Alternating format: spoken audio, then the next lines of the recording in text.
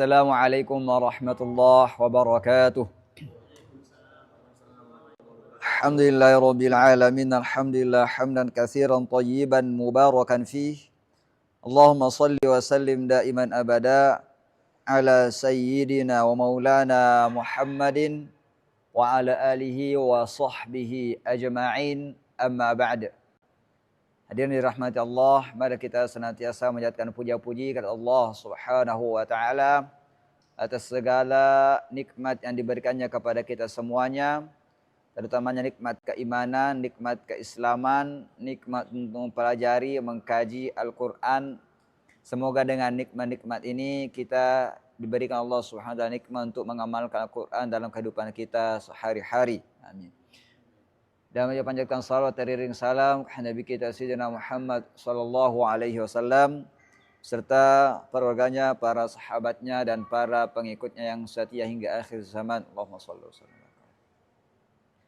Qala al-musannif rahimallahu subhanahu wa ta'ala wa gunna miman thumma nunan shuddida wa sammi kullan harfa gunnatin bada. Jadi kita berada di bab nun dan mim tasydid. Qala wa gunna, dan dengungkanlah miman huruf mim, summa nunan kemudian huruf nun, syuddida yang ditasydid, wa sammi kullan dan namakanlah keduanya huruf mim dan huruf nun itu harfa gunnatin pada huruf dengung yang tampak. Tapi pengertian dengung beda dengan bait ini. Pengertian dengung bukan nun dan mim yang bertasydid. Itu harus diketahui karena ada juga buku yang mengajarkan dengung itu adalah nun dan mim yang bertasydid. Itu bukan pengertian dengung. Kita akan bahas di sini pengertian dengungnya. Maka pada bait ini dijelaskan bahwa hendaknya seorang pembaca harus menampakkan dengan baik sifat dengung daripada huruf nun dan huruf mim. Terlebih lagi apabila ia bertasydid. Dan harus diketahui bahwa sifat dengung ini masuk ke huruf nun dan huruf mim dalam setiap kondisinya. Jadi bukan hanya bertasydid. Masuk pada mim yang berharakat. Harakat apa? Fathah, kasrah, dhammah. Masuk pada nun sukun dan mim sukun. Masuk pada ikhfa. Masuk pada idgham, masuk pada izhar. Jadi setiap kondisinya. Karena dengung pada huruf keduanya mim dan nun tidak dapat diucapkan dengan baik apabila makhraj dengung ditutup, yaitu hidung. Kalau dengungnya makhraj dengung ditutup, maka bunyinya tidak elok, tidak cantik, tidak sempurna. Hal ini menunjukkan bahwa dengung masuk pada mim dan nun dalam setiap kondisi yang disebutkan tadi. Baik. Nah sekarang mim yang bertasydid dan nun yang bertasydid itu menambahkan dua huruf yang digabungkan menjadi satu. Jadi setiap yang bertasydid itu merupakan penggabungan dua huruf yang menjadi satu. Baik itu dia sukun masuk pada yang berharakat. Menjadi tasydid. Saat itu juga mim. Sukun masuk pada mim yang berharakat. Dilambangkan menjadi mim tasydid. Jadi tasydid ini melambangkan dua huruf yang digabungkan menjadi satu. Kalau huruf pertama, sukun, huruf kedua berharakat namanya idgham shaghir. Kalau huruf pertama berharakat, huruf kedua berharakat namanya idgham kabir. Baik. Nah, kita lanjut lagi. Nah, sedangkan dengung secara istilah adalah suara yang enak atau suara yang jelas yang senantiasa menyertai huruf mim dan nun dan lidah tidak berfungsi dalam pengucapannya. Nah, berarti di sini dapat dipahami bahwa dengung senantiasa menyertai mim dan nun. Nah, sebagaimana juga disebutkan oleh Imam Jamzuri sendiri dalam kitab syarahnya terhadap Tuhfatul Atfal. Beliau mengarang kitab sendiri, ini namanya kitabnya Fathul Aqfal bi Syarhi Tuhfatil Atfal. Nah, fi tajwidil Quran.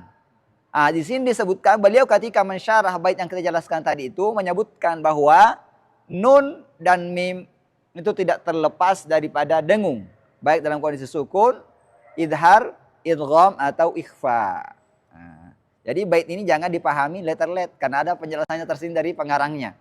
Nah, kalau secara letter-let dapat dipahami bahwa nun dengung itu nun dan mim bertasydid, padahal bukannya itu yang dimaksud ya.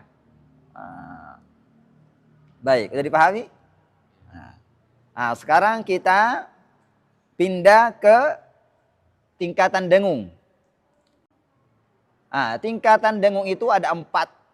Yang pertama akmal, paling sempurna. Maknanya akmal itu paling sempurna. Nah, yang berada pada yang bertasydid atau yang idgham dan tidak ada perbedaan antara muttasil dan munfasil.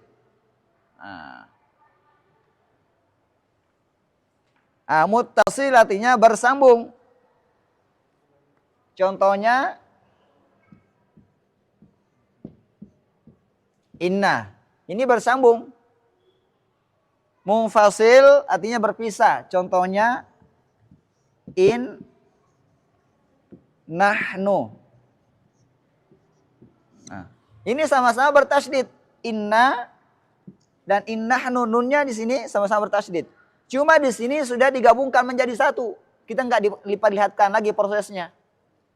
Di sini kita diperlihatkan prosesnya. Yang pertama digabungkan ke yang kedua. Ini disebut muttasil. Ini disebut dengan munfasil. Munfasilnya berpisah, terpisah. Muttasilnya bersambung.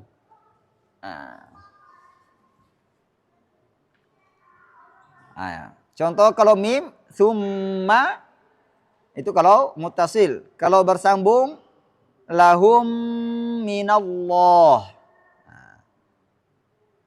Nah, sekarang yang kedua adalah tingkatan kamilah. Berada pada ikhfa, ikhfa syafawi, iklab, dan idgham bigunna pada huruf waw dan huruf ya. Huruf mim dan nun mana? Idgham bigunna. Masuk pada tingkatan pertama tadi itu. Akmal.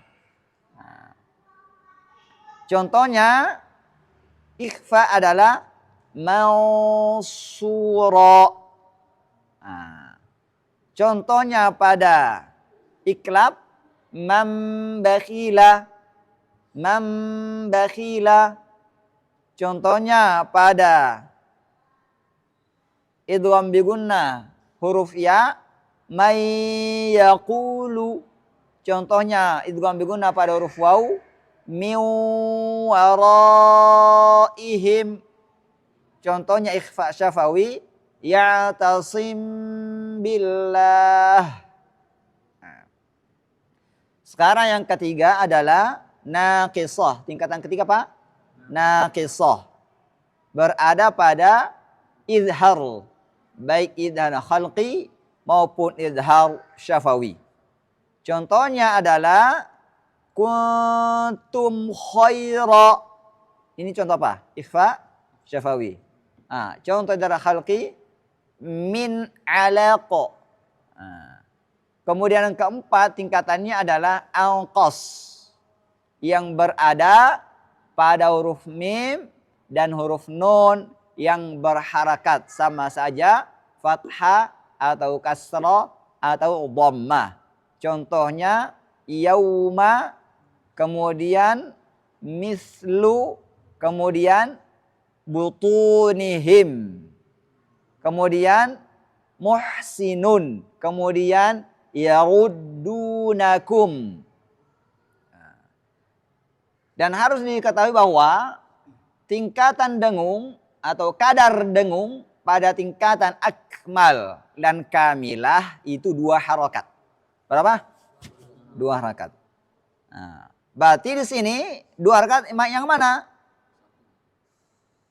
Yang mana? Ikhfa syafawi.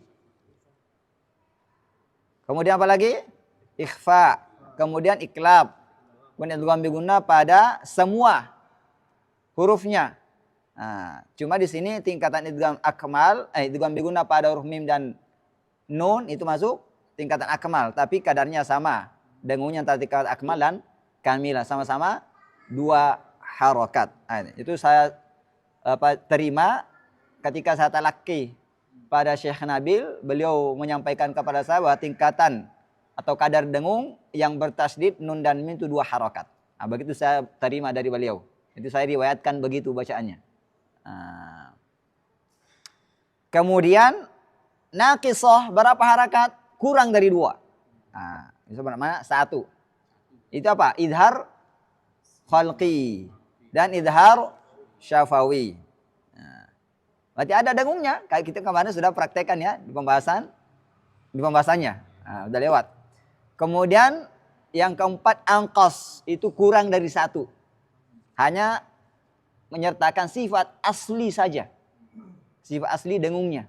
Karena nggak bisa dipisahkan dengung dengan huruf mim dan nun kecuali idgham bila gunnah. Karena menyebut sendiri namanya bila gunnah. Ya. Kan memperkenalkan dirinya kan? Bila gunnah. Baik. Kemudian berikutnya yang harus kita katakan bahwa nun dan mim tasydid ini bisa berposisi di tengah kata, di akhir kata, atau pertemuan 2 kata. Nah, di situ di halaman 22 kita bisa lihat contoh nun tasydid pada pertengahan kata adalah al-khonnas. Nah, contoh nun tasydid pada akhir kata adalah fihinna. Tapi kalau kita berhenti atau waqaf pada nun tasydid, maka ditahan 2 harokat. Sama ketika wasal, cuma harokatnya tidak terbaca. Tadi apa? Fihinna. Kalau waqaf, fihin. Nah. Kemudian contoh nun tasydid pada pertemuan 2 kata adalah min nadir. Atau ini, innahn. Saya waqaf. Baik, sekarang yang kedua mim tasydid sama dengan nun tasydid, bisa berada di akhir kata, tengah kata, dan pertemuan 2 kata. Nah, contohnya di tengah kata ada kata ummah. Contohnya di akhir kata adalah summa, amma.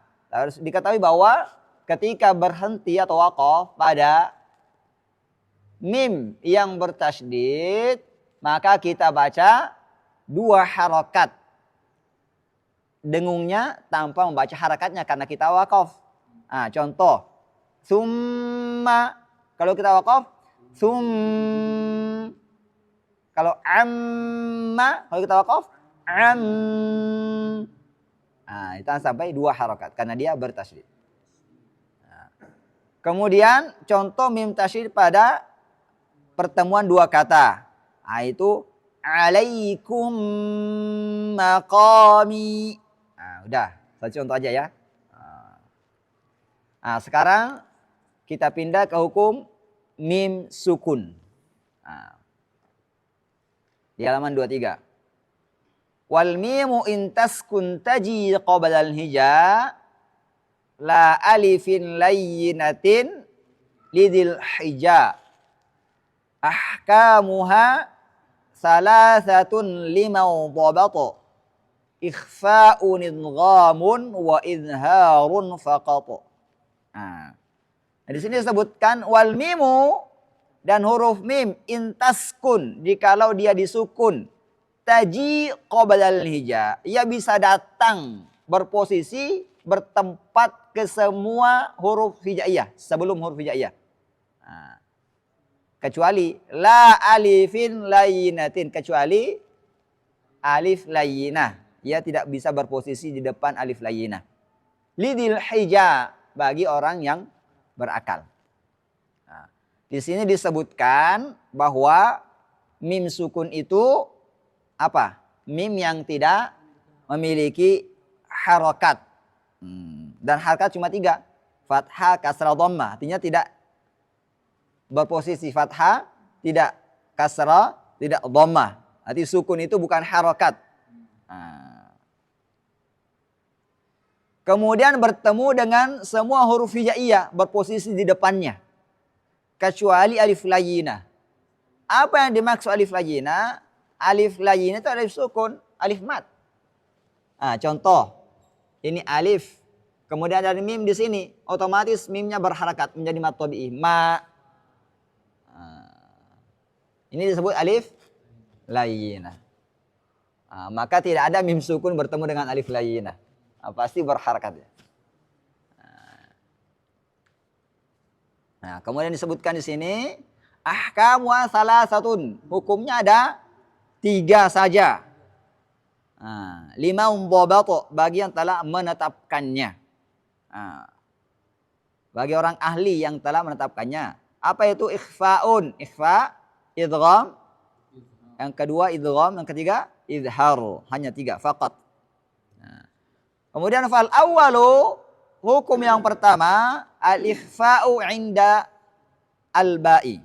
Ikhfa ketika berposisi sebelum huruf ba. Wasammihi syafwiyya, dan namakanlah hukum pertama itu asyafwiyya, ikhfa syafawi lil qurra'i, bagi ahli qiraah. Jadi ahli qiraah menyebutkan namanya ikhfa syafawi. Baik. Di sini dijelaskan hukum yang pertama ikhfa syafawi. Si pembaca harus membaca ikhfa disertai dengan gunnah ketika bertemu huruf mim dan huruf ba. Sebagaimana pendapat jumhur ulama tajwid. Siapa itu? Imam Ibnul Jazari, Imam Ibnu Mujahid, Ibnu Bashir, Imam Ad-Dani. Jadi yang saya sebutkan tadi mengatakan mim sukun ketika bertemu dengan ba harus dibaca ikhfa syafawi. Baik, ada pendapat lain. Menurut Imam Ibnu Munada dibaca idhar. Berarti bukan 2 harakat. Ikhfa syafawi tadi 2 ya.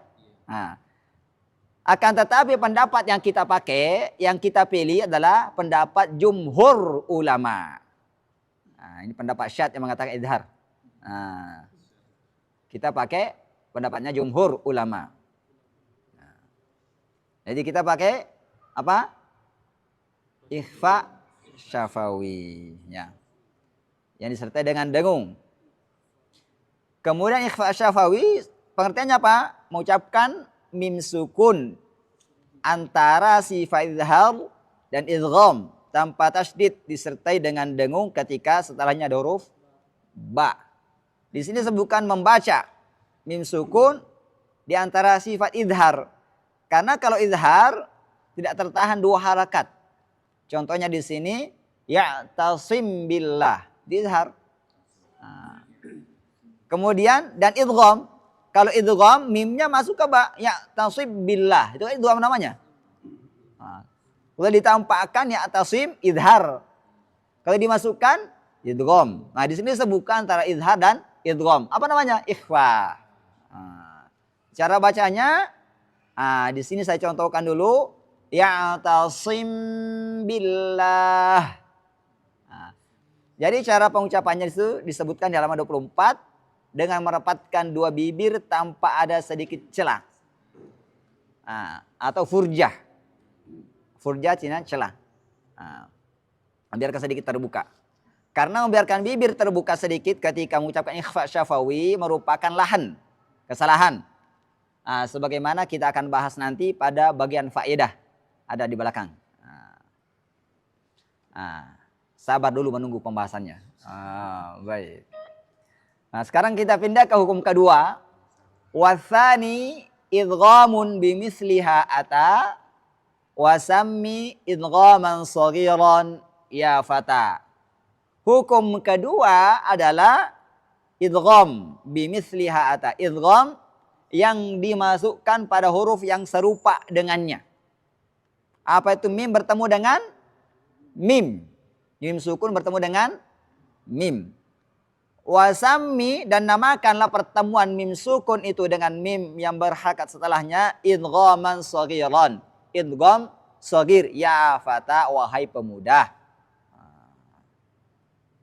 Jadi di sini disebutkan idgham mutamatsil atau idgham mislain. Apa pengertiannya? Membaca, memasukkan mim sukun ke huruf mim yang berharakat setelahnya dengan menjadi satu huruf yang bertasydid disertai dengan dengung. Hurufnya ada satu yaitu huruf mim. Contohnya adalah in kuntum mu'minin. Nah, itu ada mim ketemu mim. Nah, satu saja contohnya yang diambil.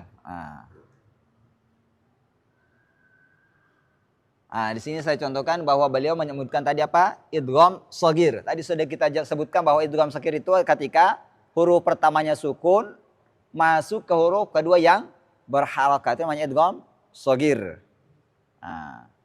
Idgham kabir itu adalah huruf pertama berharakat dimasukkan ke huruf kedua yang berharakat. Tapi itu tidak ada dalam riwayat Hafiz.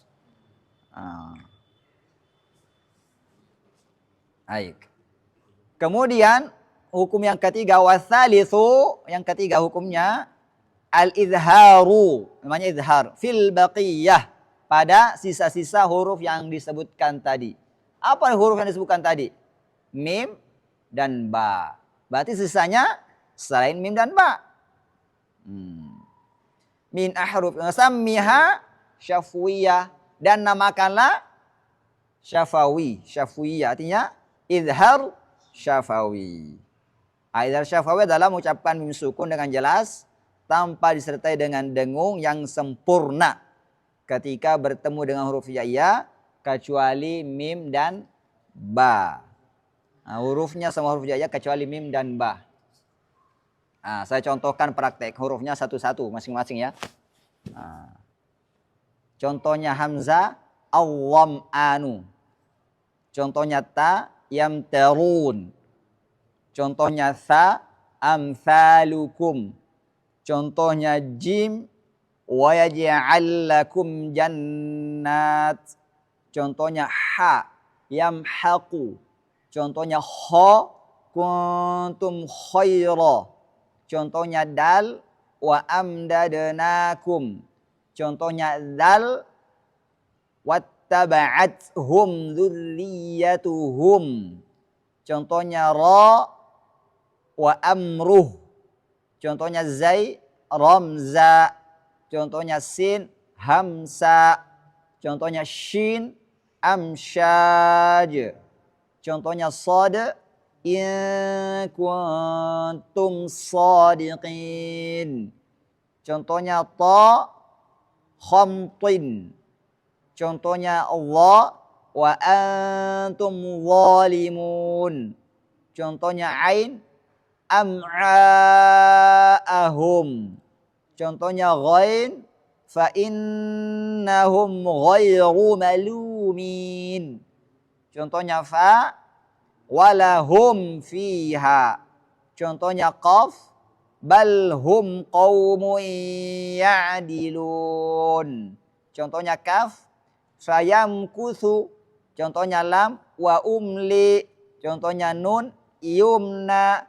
Contohnya ha yamhadun. Contohnya waw bi amwalikum. Contohnya ya lam yataghayyaru.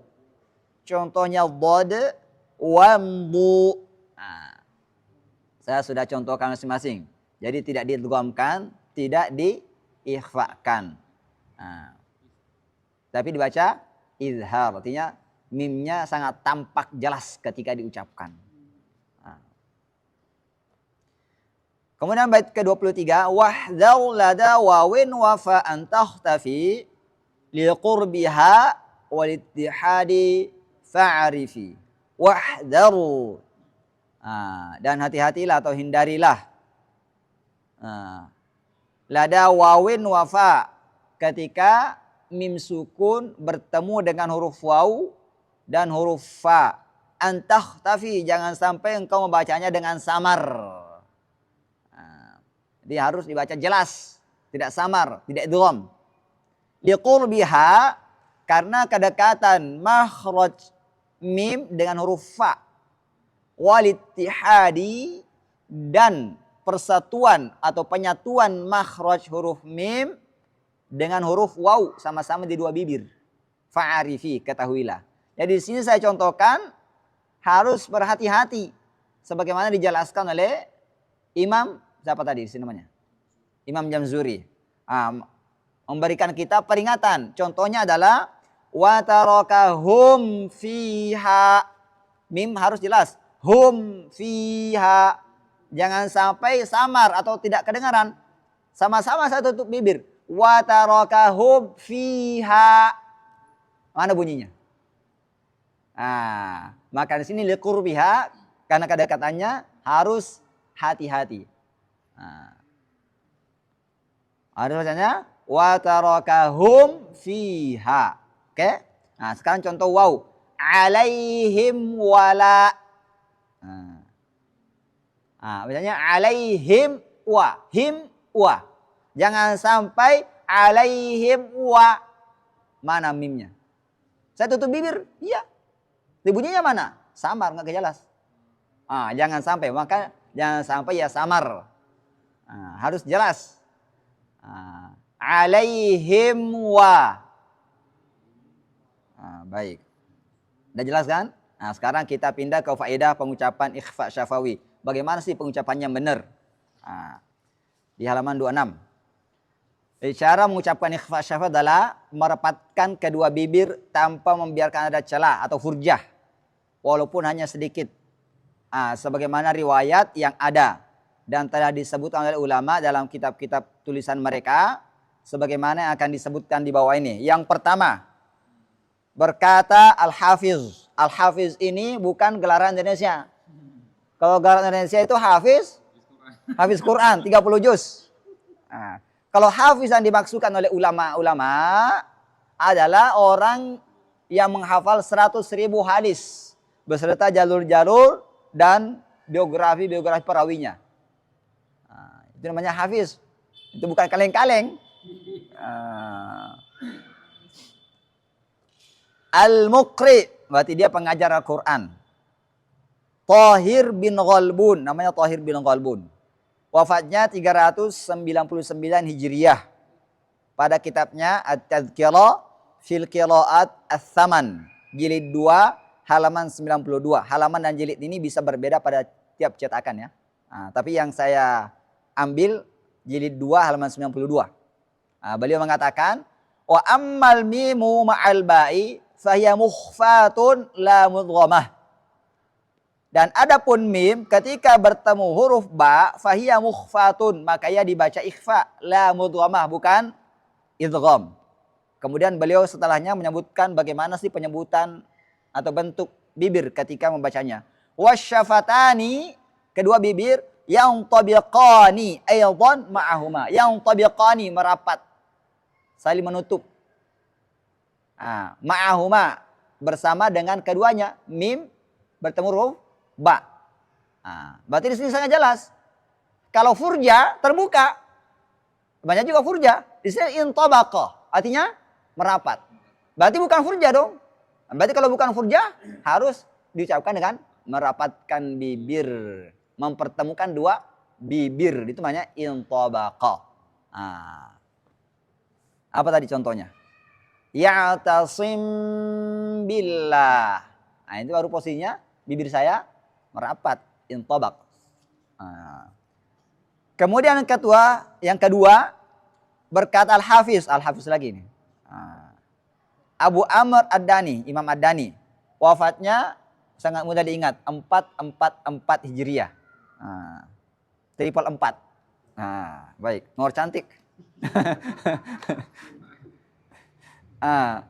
pada kitabnya Syarhu Manzumah Al-Khaqaniyah, jilid 2 halaman 461, sebagaimana beliau nukil dari perkataan Imam Abul Abbas Muhammad bin Yunus, wafatnya 332 Hijriah. Nah, yang lebih dekat dengan zaman Nabi SAW. Tapi yang saya bacakan adalah yang ada garis bawahnya saja ya, supaya nggak terlalu panjang penjelasan kita. Karena yang nggak ada garis bawahnya itu sangat menjelaskan. Fa idza tawalata wa kanatil ula minhuma sakinah. Jikalau tawalata, jika dua huruf ini tawalata, huruf apa? Mim dan ba. Tawalata berdampingan atau datang setelahnya mim ada huruf ba. Mana tadi? Biar jelas apa artinya tawalata. Ya'tasim billah.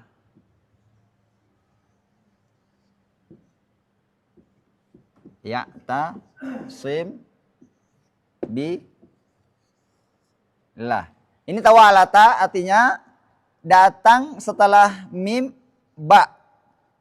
Namanya tawalata, datang setelahnya atau berdampingan atau berposisi setelahnya. Setelah mim ba. Pada tawalata. Kemudian wakatil ula minhuma sakinah. Yang pertama sukun berarti apa? Mim.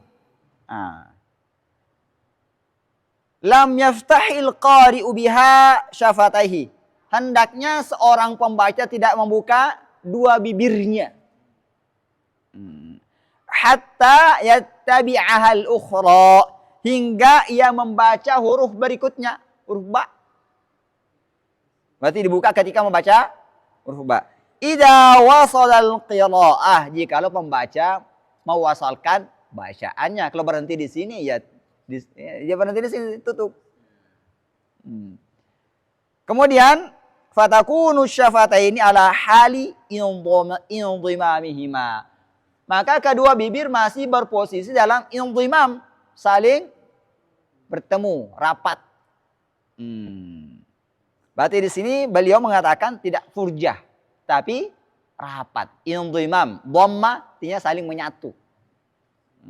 Kalau furjah ada celah, enggak menyatu. Nanti jelas ya? Baik. Nah, sekarang kita nggak usah banyak-banyak. Kita ambil nomor 5. Nomor 3, nomor 4 nanti baca sendiri, ada terjemahnya juga. Nomor 5 berkata Syekhul Islam Al-Hafiz Ibnul Jazari, pengarang matan Jazari. Wafatnya 833 Hijriah. Pada kitabnya Nashr fil Qiraatil Ashr, ketika menjelaskan bacaan iqlab. Wa ammal hukmu tsalits, adapun hukum ketiga, wa huwa al-qalbu, itu iqlab. Fa inda harfin wahidin, maka ia berposisi pada satu huruf saja. Wa hiya al-ba, itu huruf ba. Fa inna nuna sakinata, maka huruf nun sukun, wa tanwin dan tanwin yuqallibani indaha miman khalisatan, dirubah menjadi mim murni, min ghairi idghamin, tanpa idgham. Wadhalika nah, dan itu contohnya seperti ambihum, seperti wa mim ba'd summum bukm wala budda min izharil qunnati, dan harus menampakkan dengung. Ma'adhalika, bersama dengan pengucapan tersebut, fayasiru fil haqiqah, maka terjadilah pada hakikatnya ikhfa'ul mimil maqluba indal ba. Ikhfa, mengikhfakan mim yang dirubah tadi itu menjadi, yang perubahan dari nun ke ba ke apa? Ke mim. Indal ba, ketika bertemu dengan ba. Fala farqah ina idin, di sini harus jelas. Fala farqah, maka tidak ada perbedaan hina idin, saat itu, fil lafzi, pada pelafalan atau penyebutan, baina amburik wa baina ya'tasim billah. Artinya sama-sama merapatkan bibir ketika iqlab dan ikhfa syafawi. Nah, ini sangat jelas kan? Fala farqa. Kalau ada salah satunya furja, berarti ada perbedaan dong. Nah, kalau ada furja berarti ada perbedaan. Di sini disebutkan fala farqa, tidak ada perbedaan. Berarti sama-sama indhimam, merapatkan. Baik. Nah, sekarang kita bertanya, kapan bacaan ikhfa syafawi dengan furjah itu ditemukan atau berada? Nah, kapan kira-kira? Nah, sekarang kita jawab. Kita lihat halaman 28. Nah, berkata Al-Muqri, nomor 6. Berkata Al-Muqri, pengarang Asy-Syaikh Ahmad Abdul Aziz Az-Ziyad Al-Misri, ini ulama besar qiraat. Murid-muridnya bertemaan di penjuru dunia. Wafatnya 1424 Hijriah atau tahun 2003 Miladiyah. Ketika ditanya oleh Syekh Yahya Al-Ghautsani Asy-Syami. Syekh Yahya Al-Ghautsani ini masih hidup, sekarang tinggal di Turki. Dia juga merupakan salah satu murid daripada Syekh Yasin Al-Fadani. Muridnya. Nah, beliau bertanya kepada Syekh Ahmad Abdul Aziz Az-Ziyad tentang bagaimana sih bacaan ikhfa syafawi, apakah ada furja atau tidak. Nah, ini dijelaskan dalam bukunya namanya Ilmu Tajwid Ahkamun Nadhariyah wa Mulahadhat Amaliyah At-Tatbiqiyah, halaman 40. Jawabannya Syekh Ahmad Abdul Aziz Az-Ziyad mengatakan, lam na'had dalika fi masyayikhina. Kami tidak mendapatkan atau meriwayatkan bacaan seperti itu dari syekh-syekh kita. Itu membaca dengan bibir sedikit terbuka atau namanya furjah ketika membaca ikhfa syafawi. Walam nakun nasma anhu, dan juga kami tidak mendengarkan bacaan seperti itu min qari'in mu'tabarin, dari seorang qari yang mu'tabar, min qurra'il azhar, daripada ulama-ulama qurra'al azhar. Ini orang Mesir. Wala a'arifu ahadan qala bihi, dan aku tidak mengetahui seorang pun yang mengatakan bahwa ada bacaan furjah. Illa, kecuali ba'dal qurra'il mu'asirin, sebagian daripada qurra' kontemporer. Al-mu'asir. Ini dari Nabi atau bukan? Yang mengatakan kontemporer. Ulama mu'asir. Min bid'atin wa 20 sanah. Kira-kira 20 tahunan lebih. Takriban. Walam nakra alai syekhina, dan kami tidak membaca pada syekh kami Abdul Fattah Hanidi illa bil itbaqi. Kami tidak membaca apa? Ikhfa syafawi kepada siapa? Syekh Abdul Fattah Hanidi, melainkan dengan itbaq, artinya merapatkan dua bibir tanpa ada celah atau furjah. Ini penyaksiannya. Berarti menurut Syekh Ahmad Abdul Aziz Az-Ziyad Al-Misri itu bacaan kontemporer. Bukan berasal dari Nabi. Bid'ah.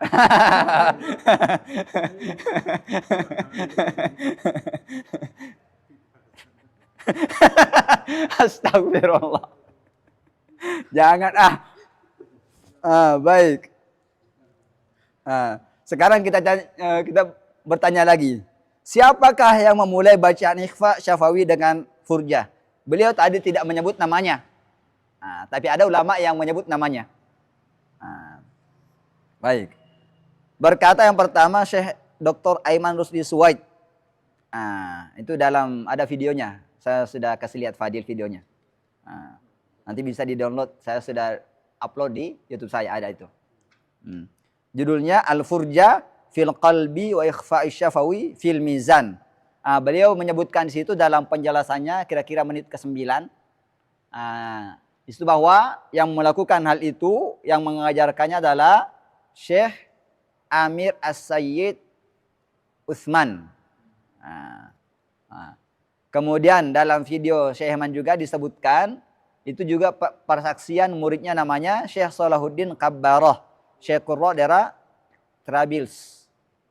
Libanon, mengatakan bahwa beliau membaca qiraat sab'ah pada Syekh Amir Said Utsman dengan merapatkan bibir tanpa membukanya sedikit pun pada banyak kelab dan ikhfa syafawi, kemudian kembali ke Libanon dan selang beberapa tahun kembali lagi kepada Syekh Amir Said Utsman untuk membaca qiraat salasah untuk menggenapkan 10.